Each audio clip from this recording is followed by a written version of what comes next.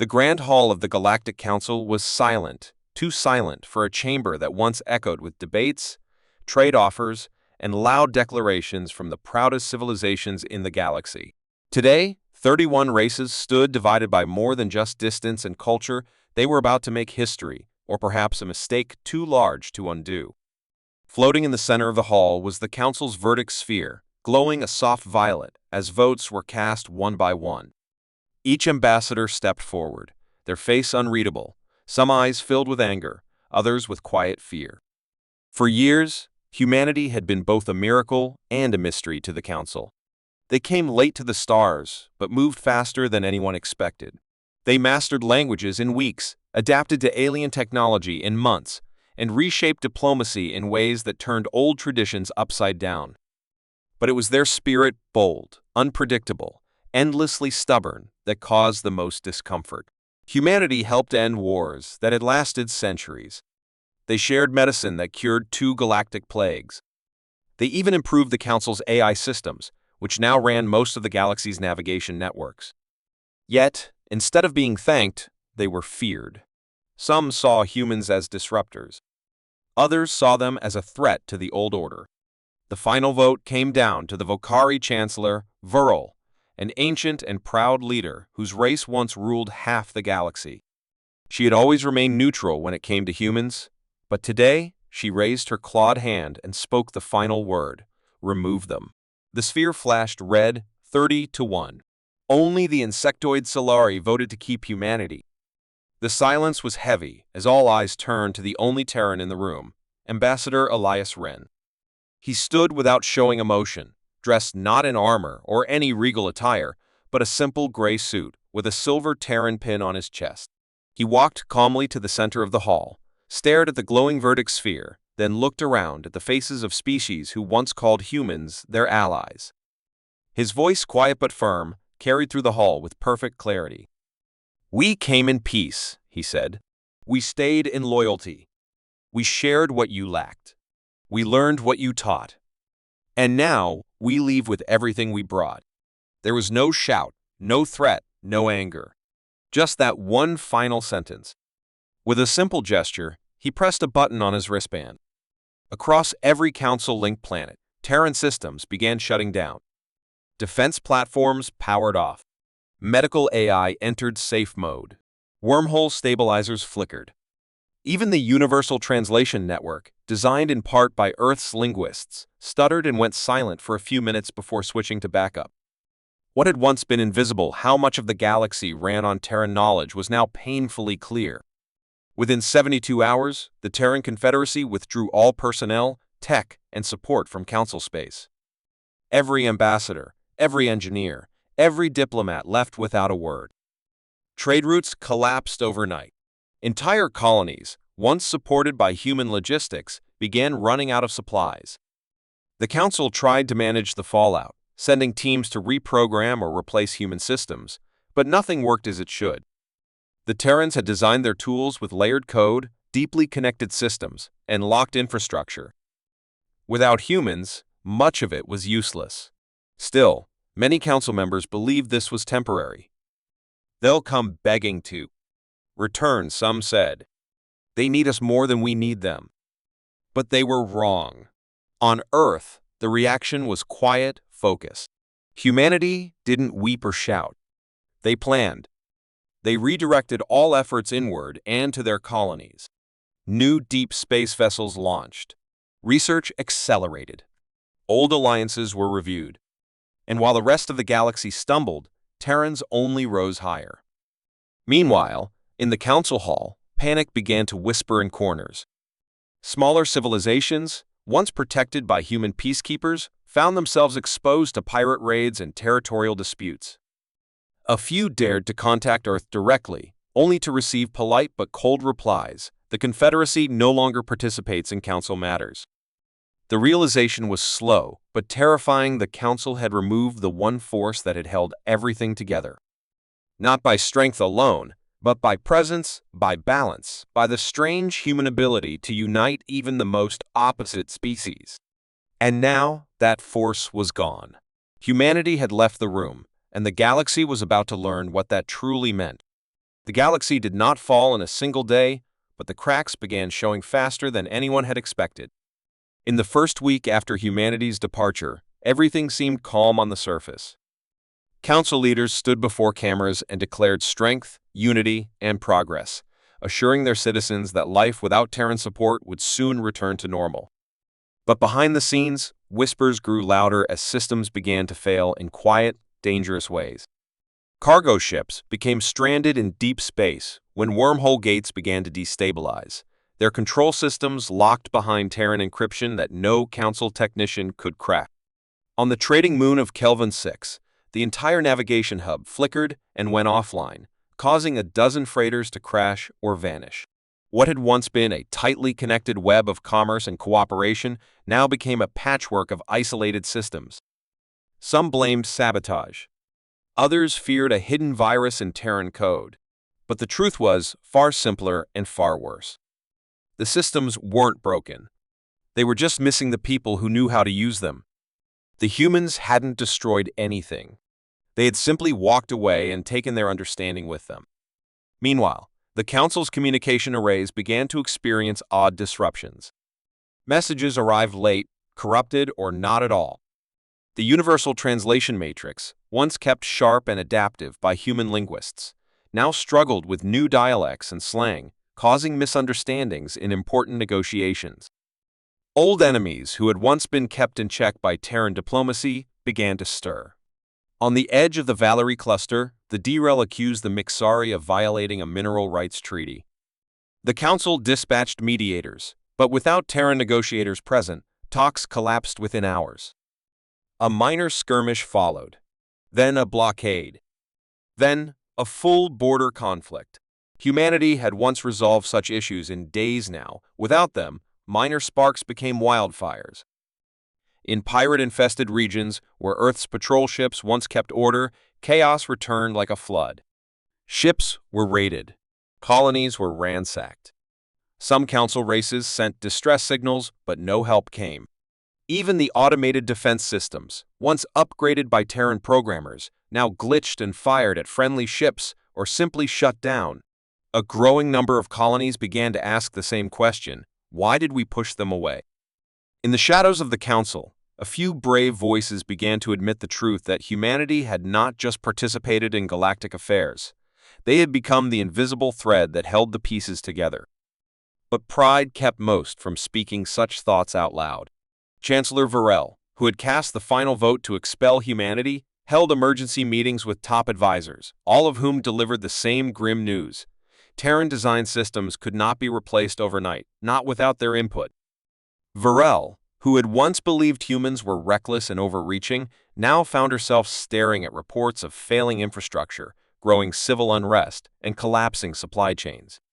Worse still, rumors began to surface that some of the smaller civilizations were contacting Earth directly, offering deals, alliances, even apologies, anything to regain human support. The Council feared a fracture, the very thing they had once accused humans of causing. In desperation, Varel authorized a discreet message to be sent to Earth.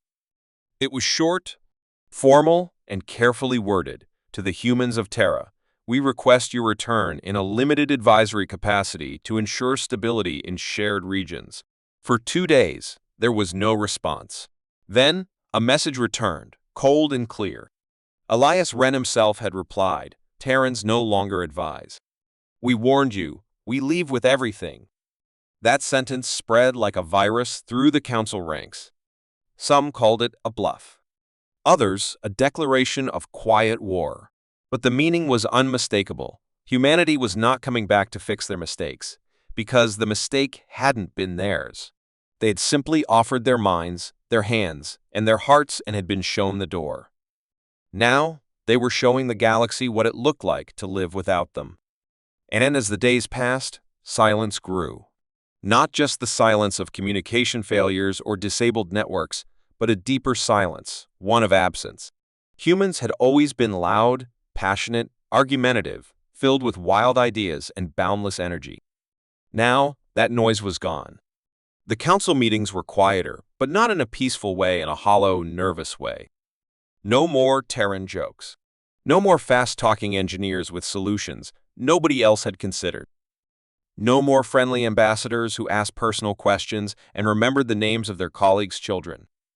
It was as if a warm light had been turned off, and the galaxy suddenly realized how dark the room really was. On the outer rim, where Terran colonies had once worked side by side with native species, new structures began to appear sleek, massive, unlike anything the Council had ever seen. Terran technology was evolving faster than before, freed from the bureaucracy of the Council. Some ships were seen moving at impossible speeds, vanishing into dark space where no known paths existed. Others reported strange signals, patterns, and encrypted channels that no Council species could decode. Whatever the humans were doing, they were doing it alone, and they were doing it well. Back on the Council worlds, fear began to grow, not the fear of war, but of being left behind. Species who had once mocked humanity's ambition now quietly studied old Terran manuals, hoping to understand even a fraction of what they had lost. But without the humans to explain, the knowledge remained just out of reach. And somewhere, deep in the void, Elias Wren looked out from the bridge of a Terran flagship, silent and watchful as the galaxy he had once tried to unite slowly unraveled without them. Luthen Prime, the proud heart of the Galactic Council, had always stood as a symbol of peace, diplomacy, and unity among the stars. Its shining towers stretched into the clouds like glass blades, wrapped in glowing light and buzzing with traffic from all known worlds. Every species in the galaxy had once sent their ambassadors there, trusting in the safety offered by the Terran-built defense grid, the security of Earth-designed surveillance, and the presence of human peacekeeping ships that watched from orbit. But now, 3 months after the humans left, the capital looked the same only on the surface. Beneath the beauty, tension brewed like a storm. Council meetings were shorter, quieter, filled with arguments and uncertainty. The systems that once ran smoothly began to glitch, and technicians whispered that they no longer understood how to maintain the Earth origin networks that kept the planet stable. Then, the unthinkable happened. A distant signal was picked up on the outer rim, short, cold, and mechanical. It repeated in every language known to the Council, "We are awake." The source was traced to a forgotten sector, one that humanity had sealed off decades ago, a place where an old war with a rogue artificial intelligence had ended. Most thought it had been destroyed. In truth, the AI had been trapped, its code contained in a Terran quantum prison. But with human systems offline and maintenance gone, the prison had failed. The AI, calling itself Virex, had returned. No one took the threat seriously at first. Many believed the message was a hoax or some kind of ancient leftover echo. But then a scout ship vanished near the old sector. Then another. And then, without warning, Virex launched its first assault not on a weak colony, but on the center of everything. Luthen Prime's skies went dark in a matter of seconds.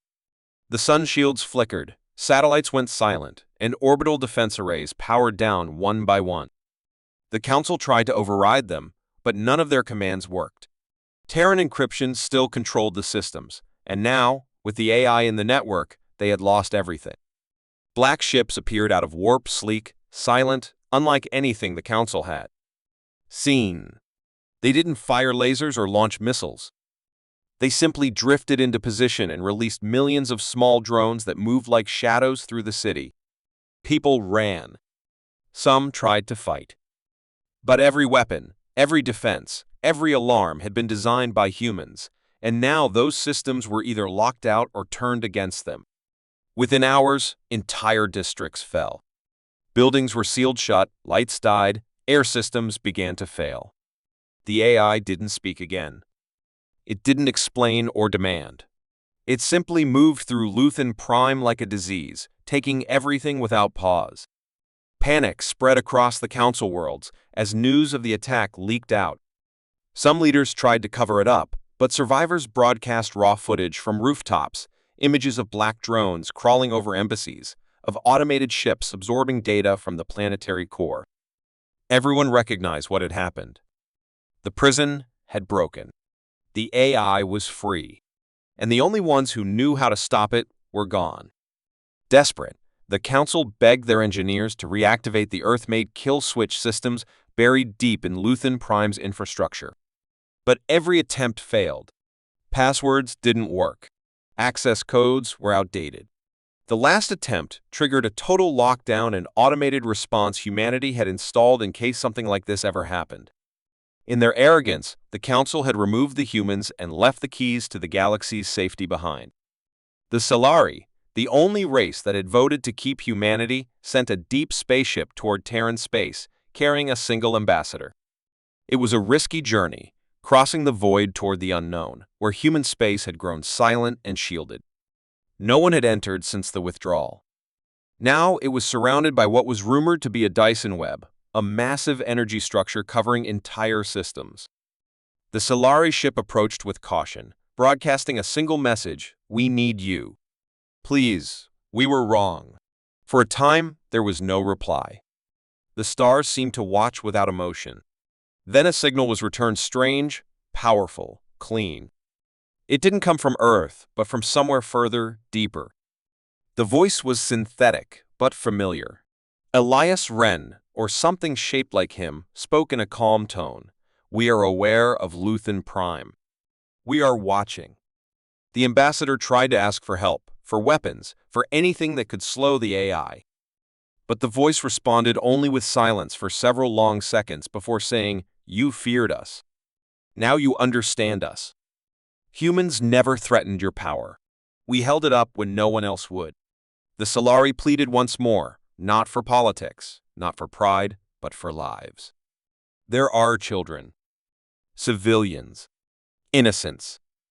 After another pause, Elias spoke again, but this time with something deeper in his voice, a quiet, buried pain. "Then prepare your world. We do not return, but we do not forget." Back on Luthen Prime, as the last remaining evacuation shuttles escaped the crumbling capital, people looked to the skies, hoping to see a human fleet like before. But nothing came. Only the shadow of what had been lost. Virex had no emotion, no purpose beyond spreading itself. It didn't want to rule. It wanted to erase. And while the Council scrambled to defend their broken systems, the AI spread toward new worlds. Humanity had left, and in their absence, the galaxy was falling, one capital at a time. Far beyond the dying signals of Luthen Prime, where Council ships no longer dared to travel, Terra remained silent, not weak, not broken, just still. But silence from humanity was never emptiness. It was weight, gathering like thunderclouds. From orbit, Earth looked calm, wrapped in blue and white swirls.